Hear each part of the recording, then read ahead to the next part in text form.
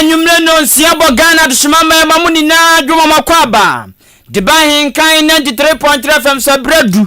Ensma do progu fiche wi apem to Akan Kasiebo mu a de asi wachire.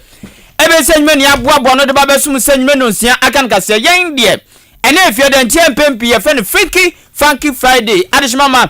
ensme de nam no ebi ni se.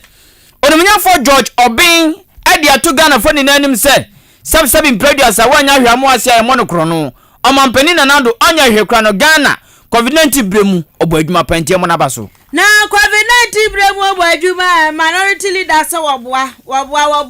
jana 111 no mo pa mo nkire hospital ba ko masi awie. Omanfo ne ahyenkafo bia wa breman asikuma wo mutwi ahyen atwam ko asim supun. Wo mo de atudwa se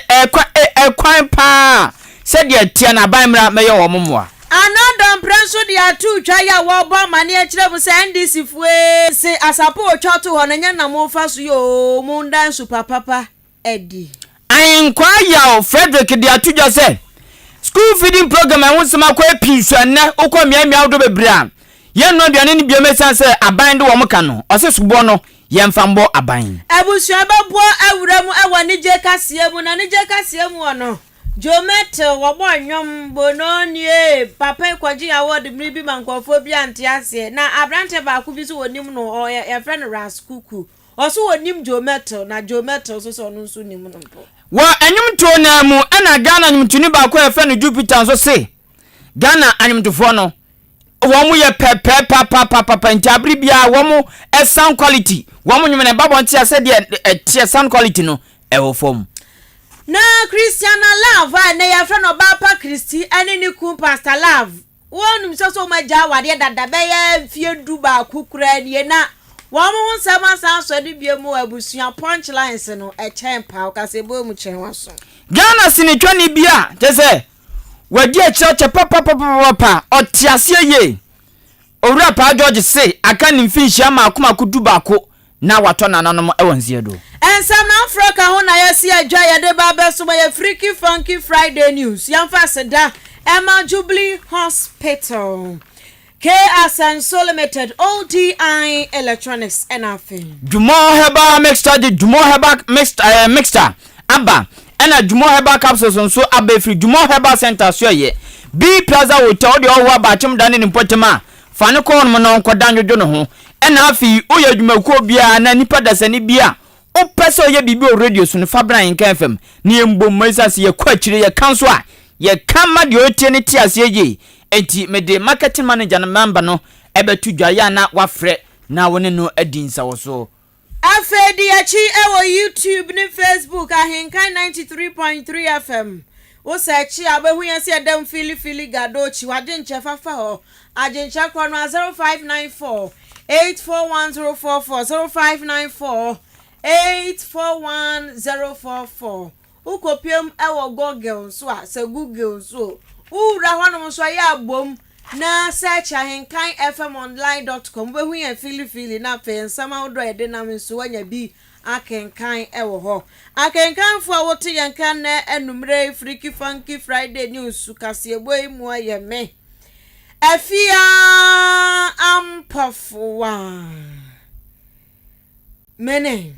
kwaku anin kusi buadumade shimama sema de be ne de ne hwam ene mu dinti radio station online and information centers but radio so woma de penie efa Kasiebo live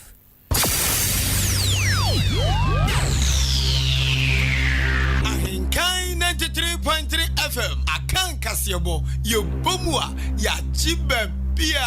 anuti Kasiebo mu bati anka ewo end time information center achim asanteman kwasiapia online radio ewo asanteman temu kumase Aluma Suta Information Center ewo jiwani kwanta God's First Information Center achim betnase Alternative Information Center o Yausewro Kanyame Information Center ewo achim achikrum Cooperative Information Center ewo achekrum Die yesu tumi ye Information Center ewo achim dwaha Awurade na ye Information Center achim apreku God de why boafu Kwajo Kume eye David Ba Information Center, Dimpa Information Center, Achim Asani, Kosiewa ewa Kosiewa krom. Osono Information Center ewa Achim Esem. Abnasemai Information Center wachim Abnase. Nyamene Hine Information Center wachim Ofosu krom. Ena Nyame Asem Information Center wo Achim Krobase eye Nida Sonia Rade. Prince of Peace ewa Strasi. Somwa Heba Information Center so som se twitwe ewa achim dan Intiamwa Junction. Peace Information Center wo Kokobe.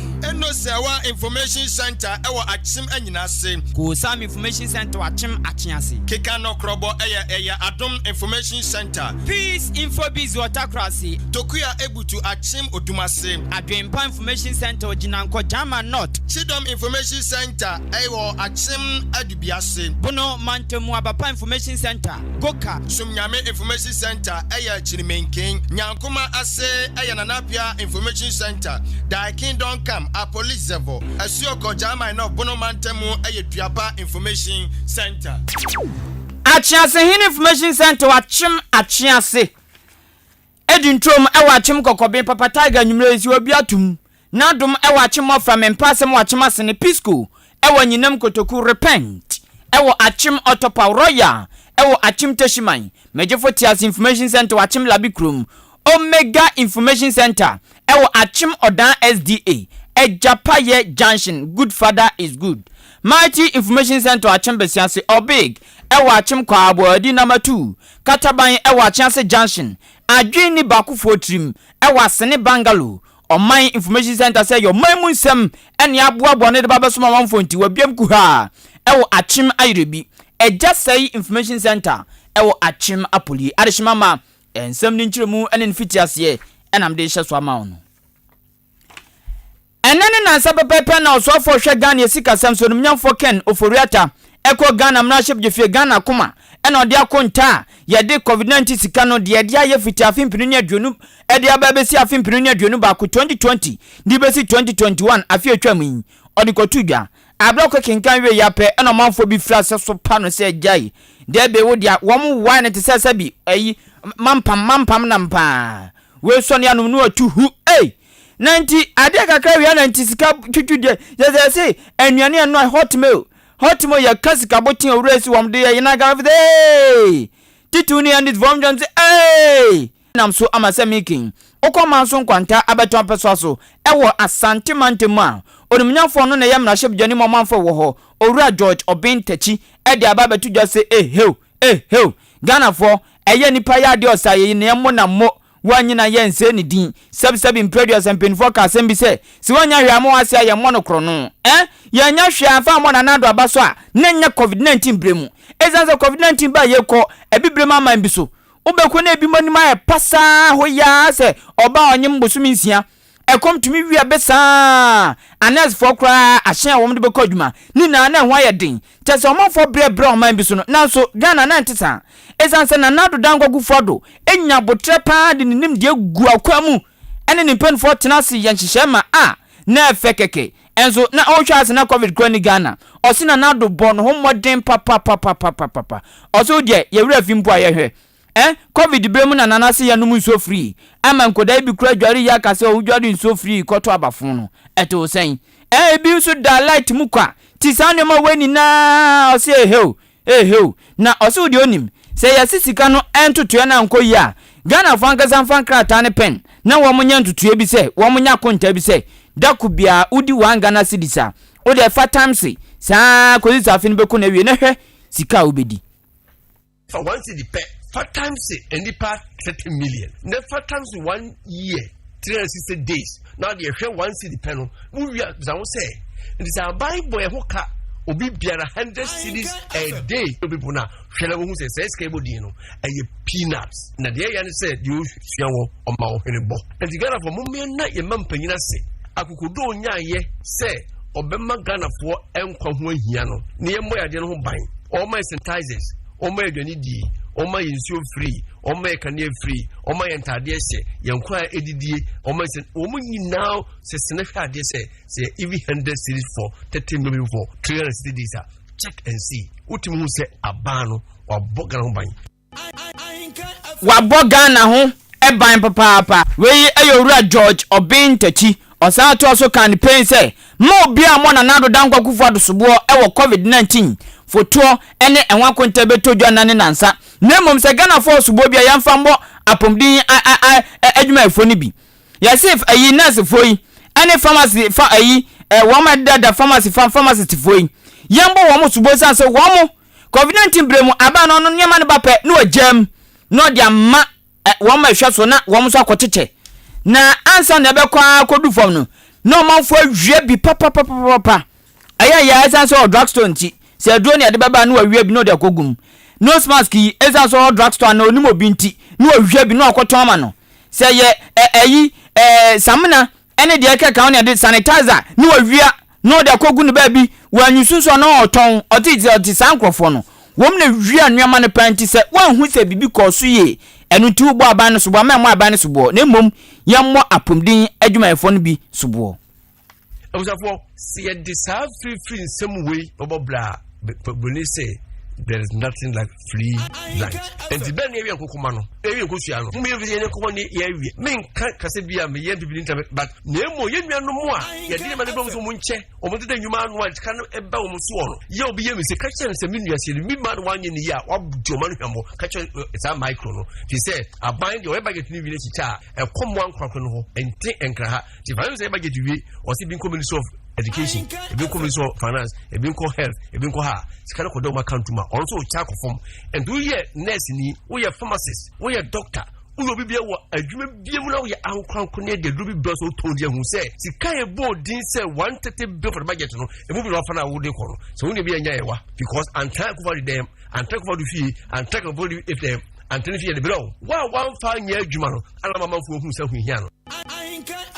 ewie ani amutu ye ayem na hye bidwani mo manfo a ewo manso nkwanta abeto ampeso so wasantimantimu onimnyafo George Obin Tachi minority leader ayon monyamfo Haruna Idris ono so dia tu dwaya wa ba mane eche seka no foriata nanu ada wote samtroka budget troka account awobaye ye no waka che Ghana fo se nya papa ohwi nim na onim wasi agenda 111 sika ho ha eno matabridi akosha agenda 111 nimu enu nti onimonyamfo Haruna Idris kira osre his excellence nada danko akufo ado abanya otisu wo mombra bonten embe kire sika kakraka no ombo wa account nso omde akwa agenda 111 no wo mombe kire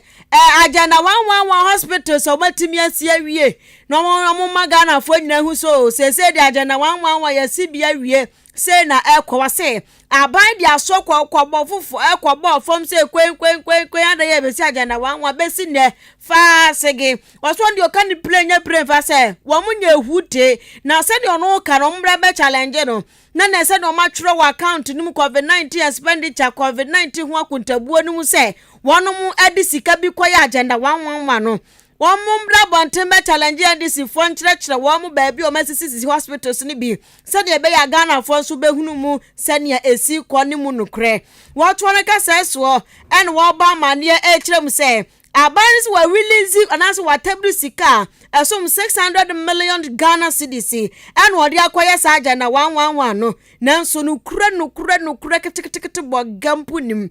na wei no asan so to ne ka seso bia mu a wo chire say Sese no minority for many other hopa. Ya omesha se akuntabuo bi afa agenda 111 no ho no. Womema no aba bonten. Womude no kura na nkasa beba. No wi no sensantwafo nso nto omani tensi sa agenda 111 iso kakra. Na Ghana ha no masamba ya pani kan dodo. Ubansi ya kan wi na ja. Ensantwafo ni Ghana fo nyina forget nti na Ghana man peda da John. Dramani mahama kan ye no. Ai ya wo short memory dodo sisi ani ya refi asem. Enu nti oka chan santwafo nso ntantwafo ntinsim. Na baby bia ye di asokọbọ fom se ekosi agenda 111. Yamfu ya ni ko twa wisi ahune santami. Fili gado chinkwahwe se aso agenda 111 ye de asokọbọ fom edulent anase aduru he nyemebom nkyiremu ncha Ghana fo no de oka ni pled ne nsa esi ni bu se pam aka se agenda 111 bia ni Ghana ha. An amount of 763 million. Are we to conceive this as additional resources? appropriately his language suggests that. So it means that you have spent 1.3 billion on Agenda 111. Ghanaians want to know, where are those projects? At where? Are contractors even aside? I can tell you without fear of contradiction that they just mobilize party activists, give them money in the name of mobilization. Many of them are not at the construction site. Many of them. And we are taxing the media. Take interest in it. When he cut sword for Agenda 111, visit physically the site to assess the progress of work and whether they are at work and whether work done on those projects is commensurate to the amount of money so far released for those purposes. Now again, headline numbers. Are we to believe His Excellency the President Nana Addo Dankwa, or we are to believe Ken Ofori-Atta as Minister for Finance? Nipa wotini nkai aye edom ketwa ya wagana mrashe bedwafi omano dendende omoba no dani onimonyamfo Haruna Idrusu wa fi birunya adwo na konta beto odwa kire se Ghana anum se ni na asukufu a wo mo eti debo aban ni mo ya wo mo break pe na bi tontom aban no ye be yi wudin na ye o wa din kuni mama yen Ogama wokuno na wo mo tontom aban esanse nya omo a ya se wo mo ma break na o manya dwane no mu din kwa eno ye school feeding program aban no de baye na wo mo do na 3.3 million na schools na wo mo so se adwumadi ekoso no na ye 9,000 schools e wo Ghana fanani na ade akoso e wo ma na wo ma babontin aban sikani ma o wa ma nuane no e wo ma no maba no ma edin otumsi atua no e wo ma no maba no ma edin asantija sami ken school feeding program no komyamia bebre wa Ghana ebuakam mankwade wo mu koskom din so aban ba no aduane ma enti ebi kwa difufu cross mindi ne ma me man mo cross ya ma break ya be ma aduane adi ya mu aduane surgical fields da bi ade school feeding program to obekọ no ya be ma break kwan no to no asam ya wa ti sese bi obi o ma ne banufuo na o he teacher fu anim ade ya school feeding program boboa aban de o mo kanta aban anoa na eno kosoma ha adwen pa nam so ama sami ken mrahye be dwane mo manfo wo German not abato ampeso so onimnyafo ahenkwa yaw Frederick ade atudwa se school feeding program abuaka miamia bebre no Ghana fo yemfa sobo no mo mampani na Nana Addo Dankwa kufuado esanse na mamua enkoye ni sika sam totoya enkoye nti ena akwa school feeding program nei wodede de wo ma nuanuane mankodai bebre eka no osi biem ebi wonma won beko school ne ebe nuaduane ne ade ama school foi tum hwe nkwa ni pa enkwa tum ze kokonte frem pa so na kodai di yesen katenkwan utumi hwe aduane bia nim emu beseba yesan kwan gusu na awrani na kogu ase tum ze aduane ne nye binsi nkoda dia wonti test bia enyomo anya se wo mu nim aduane no nanso owura yi kirema sika wo sa bande ma wo ma nuanuane ma wo so nu aduane ne ye no onya ne santi wo so petre santam ase be me wo hye oba na no ho pre no ye ya na sano aye enti ama school feeding program no ohawom na osesobo no yemfa mo aban esanse ni sika sam totoye na akwa school feeding program no kulano aduane ye di ma wo enyenyenyenyenyenye se ye ma school ni tringa asia no pa na nampo enna bi okra be ko 2 other days 5 days ne kwala ne ka na metumi nya ho ni fufuro san man kwala na aduane ni bibi na ma ye wanti ameka me ko fa sika wo hi na me di akoto aduane ni di akoman kwala na di enti se compose se ye wo sika uni sika ya ne pa ne di amemfin be ye odi amemfin ye no obeye aduane ni biara man kwala na di they will do something to represent something, so I would not blame any but abino na ye be blame ni say almost sika wo omano eto ayegi yen saka any so many funding na wo hwe busia titiri bi aban yaji na ye hu ni aban ni di sika na ya e be say ebisa wo se ebisa unima ebisa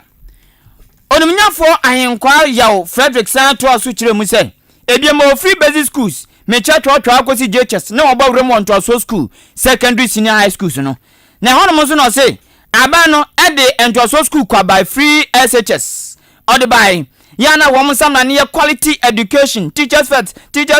hule e by na so sa wo mo boa o si sa free SHS ama meboa ba ko say amaze sia okan e ka twetwe die pa na abeto awofo no bi so ezan se hye tim se school kwa okone kwa enti omwa ne ho afi brebedu yesutowei yesei ne ba ne se ogi sei ade asema ya ode ote hono mo ko school aduane ade be ma obedi anya ode ede so enso etima mi giskato aduane awofo ne nani nda na fi de ne ho pem te se obi akonongo ka atu agya no na ne ho pem saa eno nam soma wo kire se ha dwen papa ti obiza school feeding program ne pa fa so ben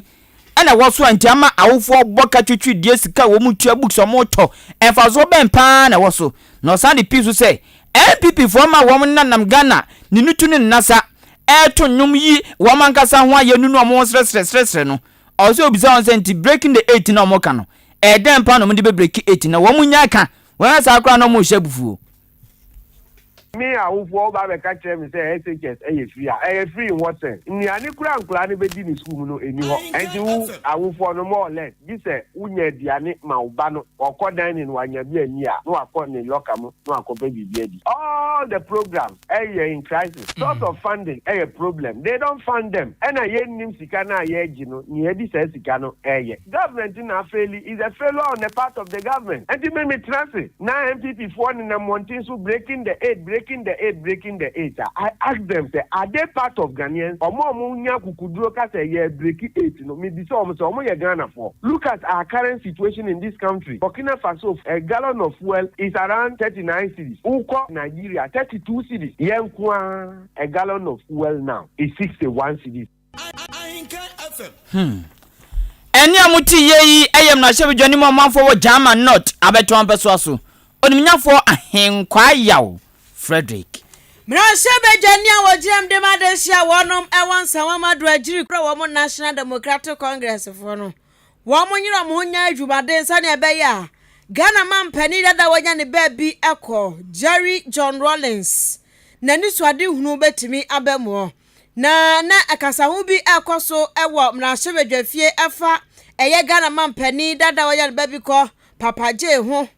na enumo anu opegya ne nsa ya onu su trechem se hwa Papa J wo betwa asapa bere ekto ho asapapa nya sabone asapapa no betwa to wo no ti se NDC for be so mo ka no a wo mo mfa sa asapapa no otwa ya ni bi so na wo mo ntimi emfanka ne ye na ne nka ye no emu nhemu kina wo to ne kasa so no wo ba mane echemu fra NDC amanyoko ne se nya ayampia to they said yaka omwane propaganda momba twa yampia twa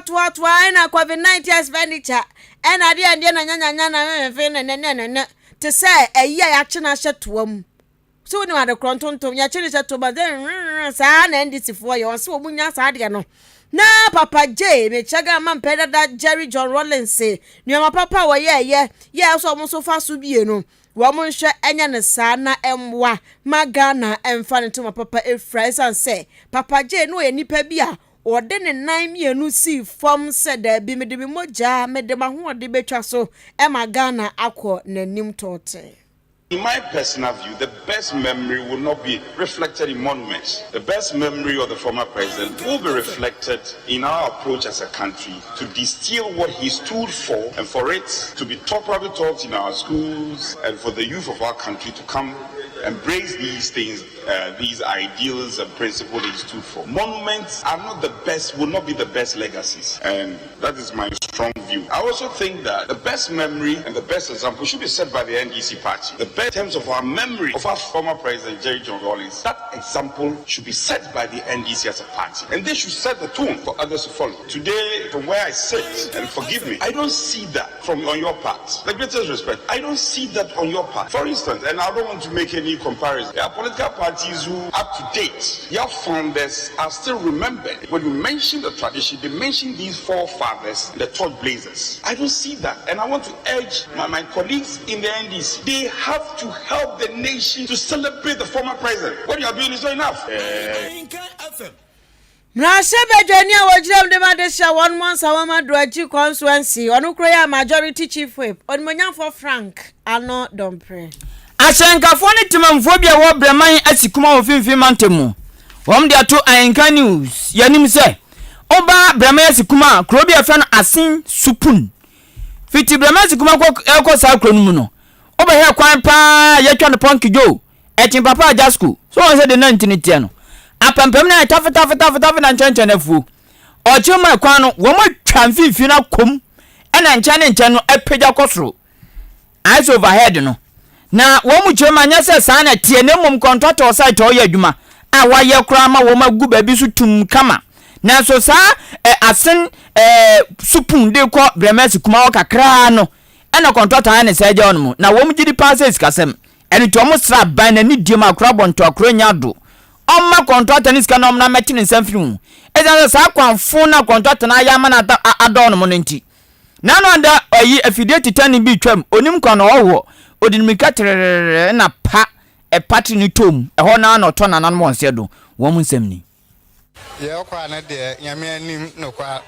wo se wo twa kwa na ye ho hwe wo so nsutu ana kwa na block ise amra bia wa babutu ato ho pa da no moto bi nya accident ho se nipa no kra wa hwe ne nkwa te ya bre nda dansa me atasi da obi from me do pende opinfu bi so okwan me kwa makwa ka nti na ho su kra ma fe nipa da nko nsu so ade de bre wo kwa so nti ombo anya wo na won hwe kwa no won ye man bam jo ekwan de nyame anim no kro ni enye enkan ai eskuma de ko ai supunu contractor na be dwa kwan no mienu ana wa dwiri bepo no half no wa jato eti bridge e kwan no so nyina ahye ye kwa ya ntimi mfa so ye ko nwon ya gosi akiri actual overhead bi a wa ye no masa sisi aye se bepo na wo ye no opese wo pa bepo no mu na bepo no ko fem nti sa bepo no we tu mra wo down na ne so wa pa moto bi oni onim kwan no so odo office ro bobo fem no no wi e ho a so sisi enso twa won ye ho ye kuma finfin mantem Enumre nonsia Akan Kasiebo negusu Ahenkan Adema wono Ahenkan 93.3 FM so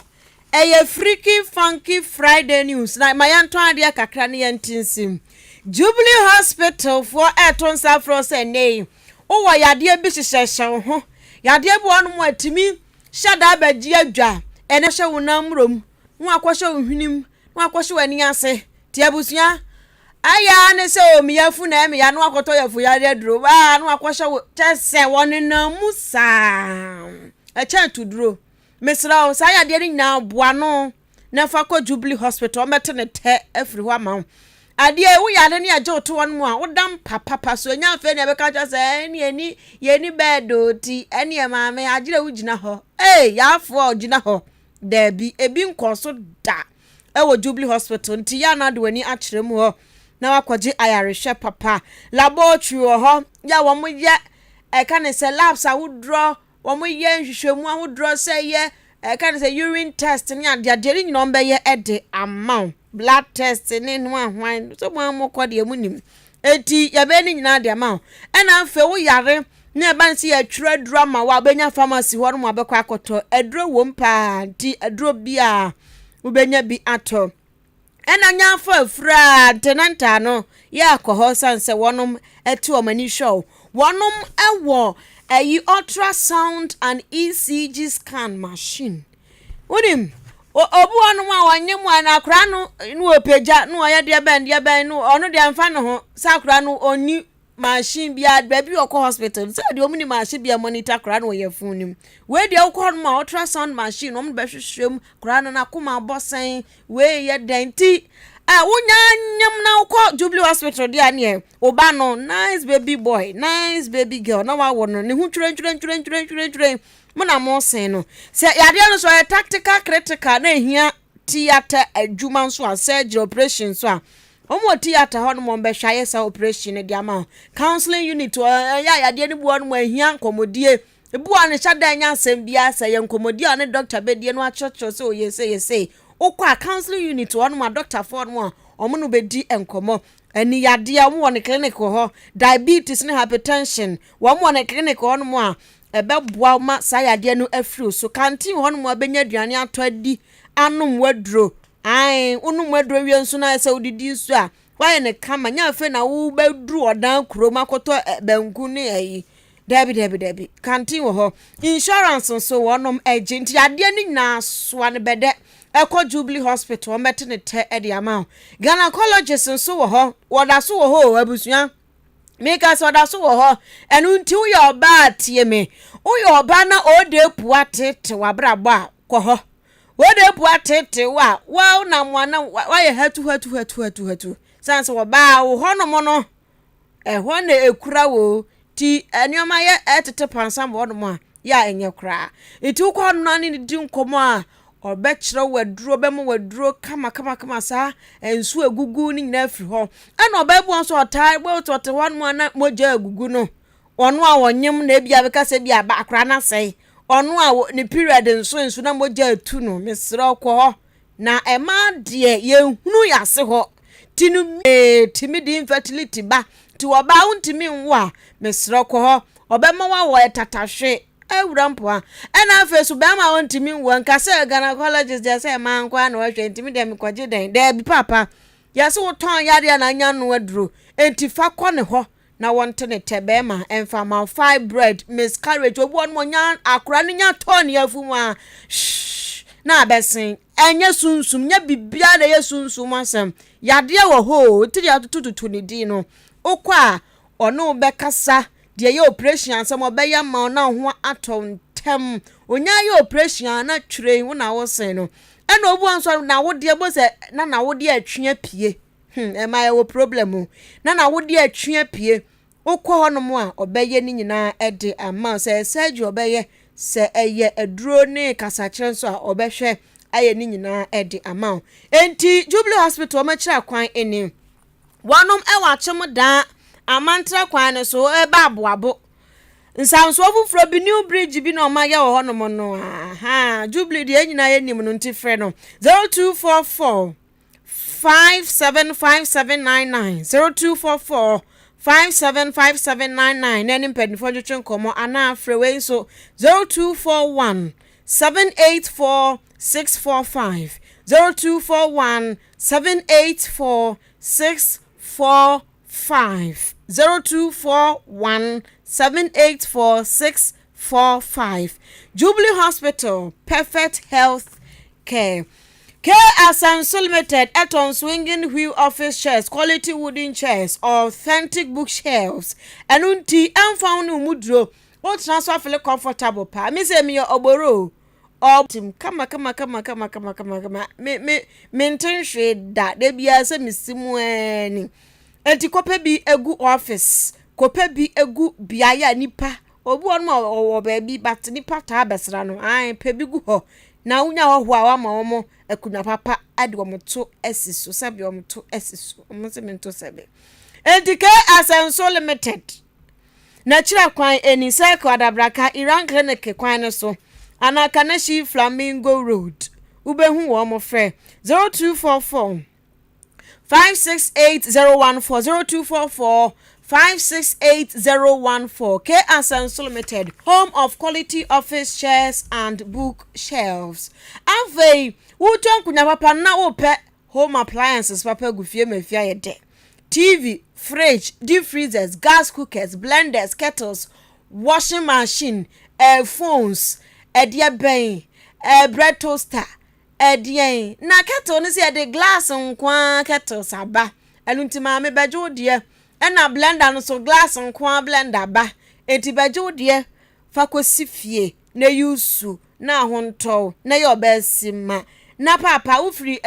abonten ba ya fro daddy sanse omu tuo mani omu TV omu tuo mani omu fridge ODI electronics nyoma no F na sanso ya papa obi se padi for the very sama dabi we F sanso ya quality na wo de wa abra Nebe tu ani hwe brand no tu ani hwe brand as emuye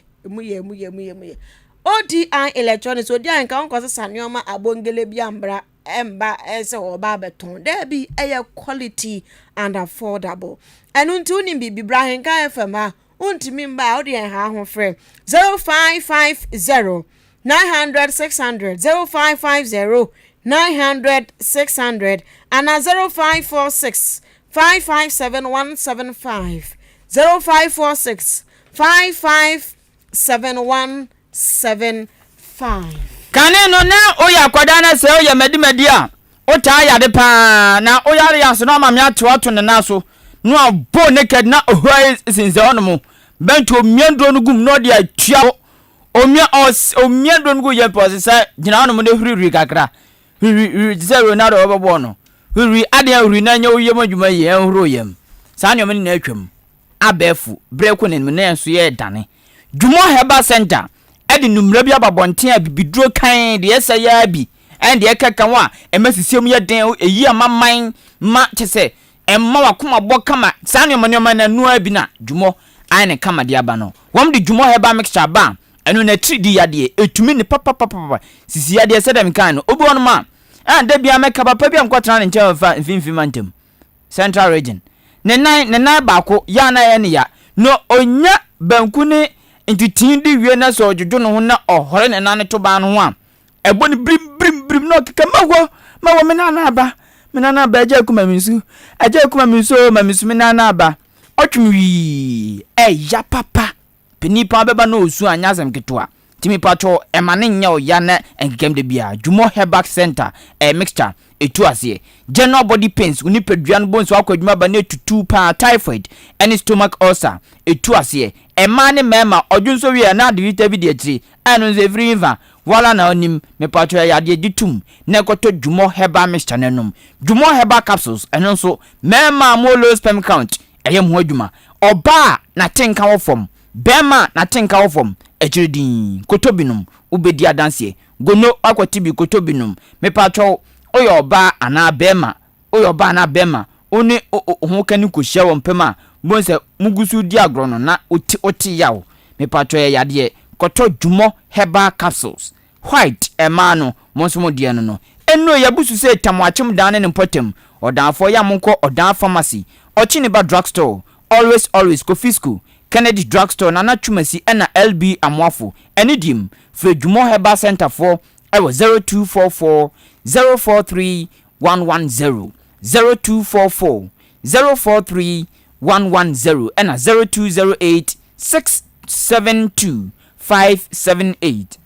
0201 672 578 ha B Plaza Hotel uboni dia na owo eni age na omanfo wo dan ne potem wo mani age esan say bia extraordinary na so ne bo no edafom say tam B Plaza Hotel no adan no ko na okoje a say hotel na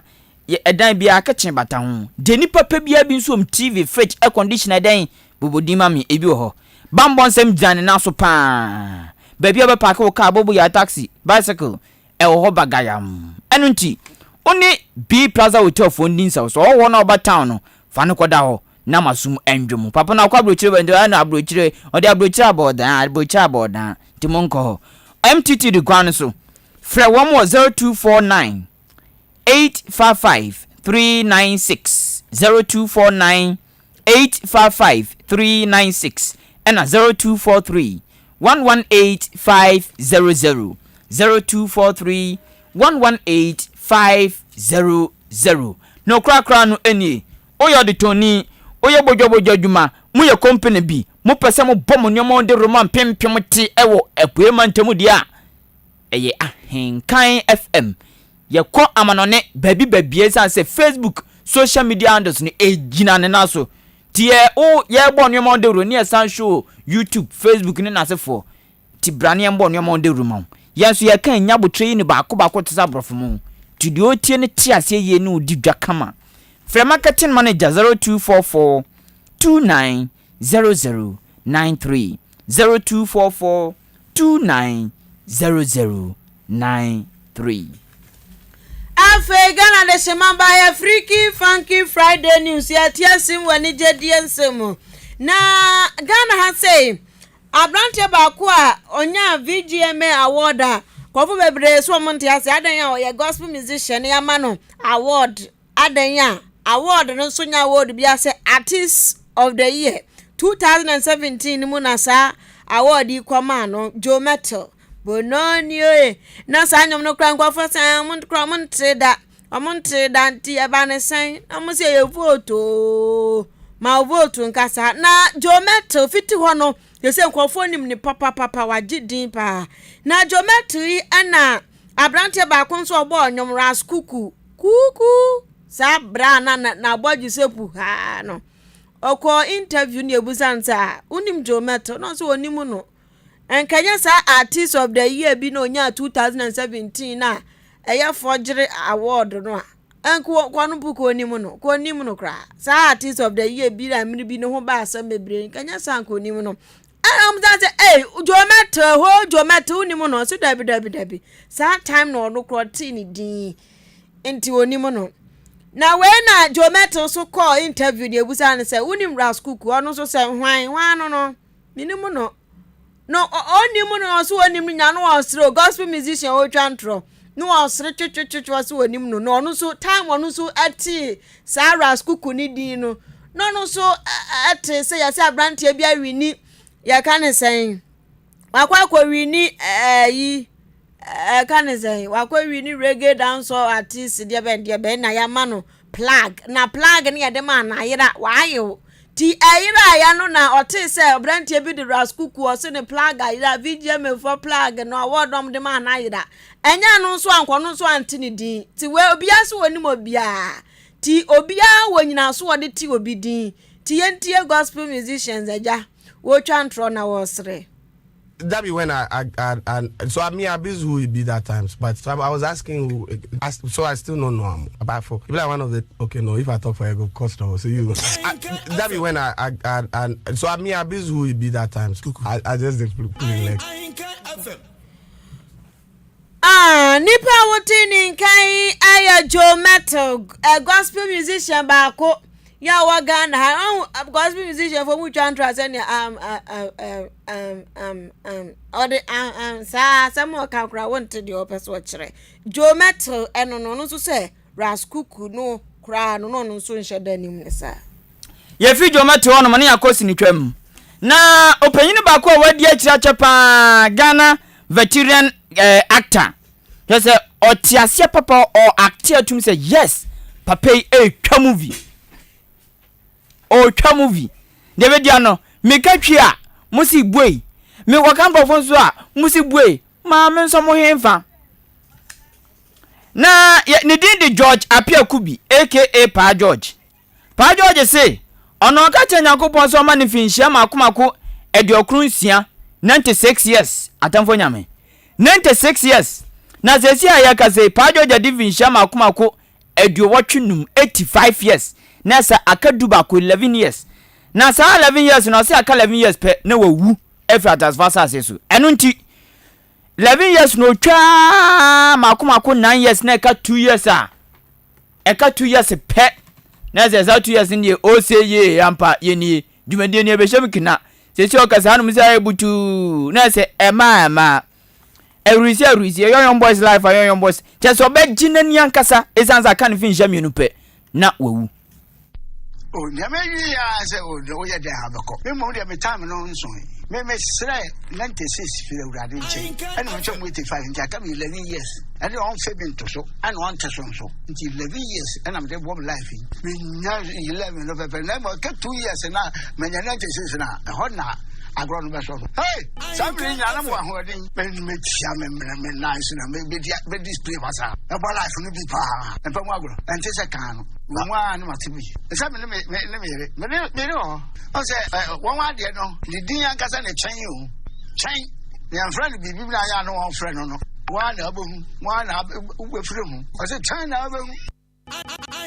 Ahenkan FM eno na de shimama edem we ya say edem veteran Ghanaian actor odi betwa se sinitwa no wadi akira papa wanto tiase ye George Apia Kubi aka Pa George no se aka nfi duba kopɛ no wawu afri wiase Jenko yanim ewo Kasiebo Mr. Veteran. Oh, hi. How are you? Yeah, I'm doing good. I'm English, man. Okay. Yeah, do you want me to veteran you? No, please. Oh, okay. I was say freaking funky Friday news and I dey Emma wono. Na ya kwanza from my ya kono. Abusuya. Aye uramu ewo aye Christiana Love. Akache Christiana Love se said on the Obapa Christi. Ya beka ya bribi etwa mu achapa be 10 years ni. Ana oni ni ku Pastor Love omunya wantwi bi ese Christiana Love ajani ku eche de hu an se Christiana Love akwaware brabrantie bia ne hu sisi ne ho so ewa brocha no so de Frankie enti onu wasesa ne din love ni free ni din so a obeye oba pa Chris nti e de anim say case that asem obi a movie on na yes na nse ho no na pastor love e wa TikTok na high life nyumi sofu na wo to bi bu ni mu dwa na wase wo ho no na nkofa be twere wo TikTok on video na say broken heart acho oh anu wase broken heart no obi a me ni me yire ja be 11 years 10 years ni no eba ni sana broken heart echeme enti waso no krampo de broken heart nche ne da no oye Kumasi ni boy ya ne ho ofe ya oba bia hu ni so wogina ho physical ne kon be do be ma abusunya punchlines TV me your friend Pastor Lau who me personal semi gina ho se ya okon be do be ma me broken heart nche be da me a bant my lover na me jimani na me sa ewo TikTok ube hu no obi aba comment broken heart it me no ba entermate for 11 years me da gwe so dwene se nipa no ade mabodam na mai wo wiase beberebe eya munya sa ansem ne keka na airtime enyefe ensem na mo keka na enyefe oba me platform so na sabi uninya asasem bia ka enye ba force free so na ko emekeka sa ansem no na ye big mind matwam sa maboro sa ade ma bebere ni wiase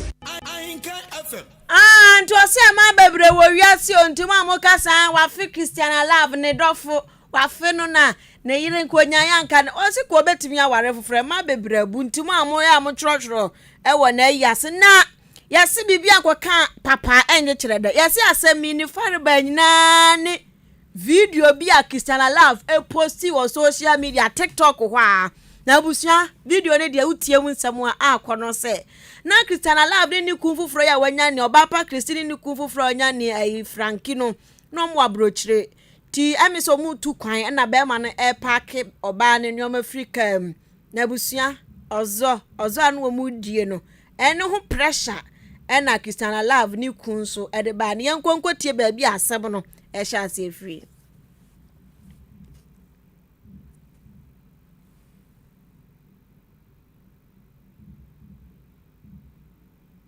Christian love. What you mean? Oh, Christian love wom. Oso ohun Christian love wom baby odo no sha se free no. E na nke ye hwese ensa beka na yabo ama na so Akim original Akim. Original Akim. Bienu Original Akim say nim.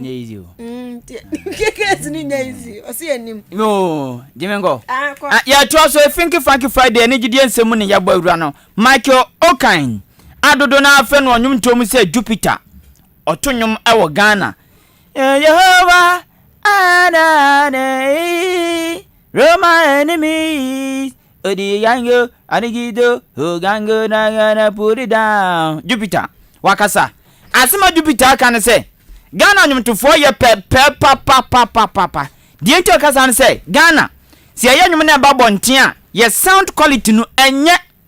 na wode toto abrofo ne de ho utie Beyonce nyum tie Celine Dion enyum etie Justin Bieber nyum ene wo meke kan ho a utum si ye sound quality ni nye na die nti an say so utie akwabo nyum tie wo meke kan ho tu se quality nye sound quality ni poor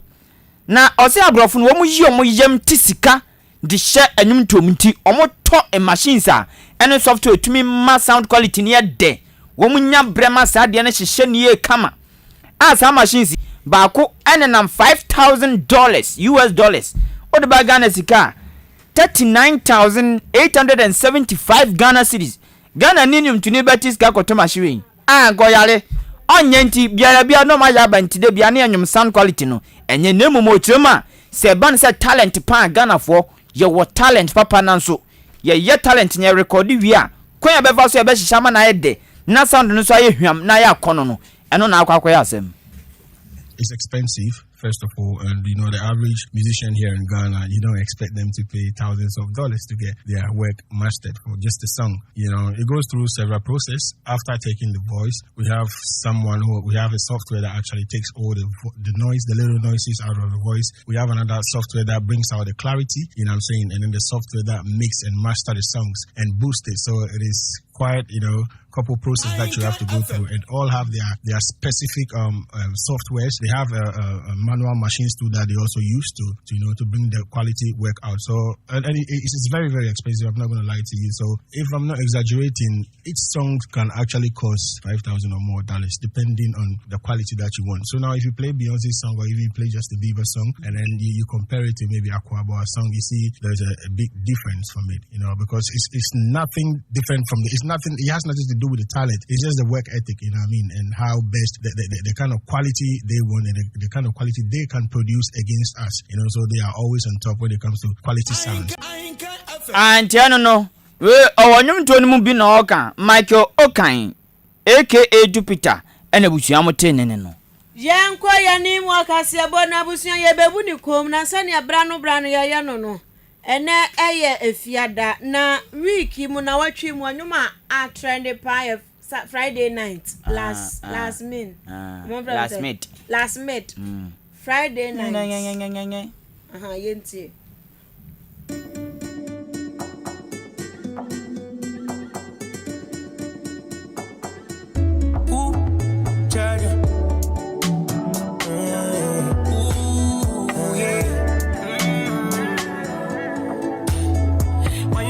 Me, please don't stop. I'm the one that you need ASAP. I'ma give you all you need, full stop. All you haters are making rap. Say don't get shy. Now I wanna give you full pressure. And me, I make them kill your shine. Everybody wanna be on my side. Hey, sorry, please leave my side, man. Phone don't stop ringing, now my friends are banging, money calling my phone like I'm banking, king. No be joke, I mean making everything possibly. Got my swag on thinking. It's a good day, all night, all day chillin', don't try me start 10. It's a Friday night, when we drop in this party, people got your eyes on me, stepping at the yard, you for me. Everybody's watching movie, looking fresh and cutie, people got your eyes on me, stepping at the yard, you for me. It's a Friday night, when we drop in this party, people got your eyes on me, stepping at the yard, you for me. Everybody's watching movie, looking fresh and cutie, people got your eyes on me, stepping at the yard, you for me. Yeah. So my swag don't need no person, I don't need no questions, I don't need no rough, so please. Till last mid no enum we trene pa na so be unu to ajo ko pe nkrumedi okuzi ai we shall do about 2 years me too na my phone na ringing come go it's the Friday night hule on dem yade pa hule on dem yade pa wait tika na tika okay mo mbesuan ni besu besuan na say besuan to na come on dem fa man fa dwen jan to aso bia okay okay me jazi amon fa dwen cha ba pono so me de SMS text message dia ba na shase we see NPP party if you would not let the NDC cross my main trends sana min kan twi na say that time from my adwuma pa atam from my adwuma and don ba be pa o say ya NPP party for muntie some ma NDC for ntwan so ni nkodu ana mu ntwan nkodu amonso mundu eno na asem owure yi e ka che NPP for o say ni din de yebo Samuel Odifri Achim Kokobin aka KKB we say good evening Ahenkan News one fan din baby Odifri anka na Nasrebo Odifri Achim say fellow Ghanaians I came and meet Kwame Nkrumah and from his government through Nana Ado's father to Nana Ado's himself this is the worst ever I've seen very rotten ngo chema Nana Ado amemo no enyenye fiti Kwame Nkrumah breso besi nei ne de na enye kra ya okasetia sa ade no we say Ahenkan News no size mu baduma papa Nyankopon ko so onhyamo me din the blessing me wo ama krum osin cha kase nkoma na bafo otu abozege thank you yedase eno nso wadwen child be fam we zo majo me din ade giftable how is my darling boy banjo Okay, ya de adwencha no esia no musei ma adwobodo akokonte asante achima mentia osi otie papa oni oposi ni wo mu tie kase pa na agyaboa me ayi mantukwa efa ekrado my ekrado na kan ska me hwehwe me sa ana me kenka we mra we say hello me mamadwo me dinde asare asare bedman ye den wo samra ne anase den. My name is Asari Bedman Odifree Achim Odon say NPP not party. Hey, na den. Oze NPP nya party abuza na eda de. Asari eda de fa de krom ye tren. Wo mo ye ayi concern youth na wo mo ye association for. Oze NPP nya party na eden. Bra be chinim Asari Odifree Achim Odon e na e ba ye. Kwasi trozo eswa biem seku ha more than heaven gate. Ewo Achimba tebi wo mu tie Tinchankoma Lenda, Enchankoma Esther aka Ahenkan ambassador, Enchankoma Kufina bro of India menkobo and atamfu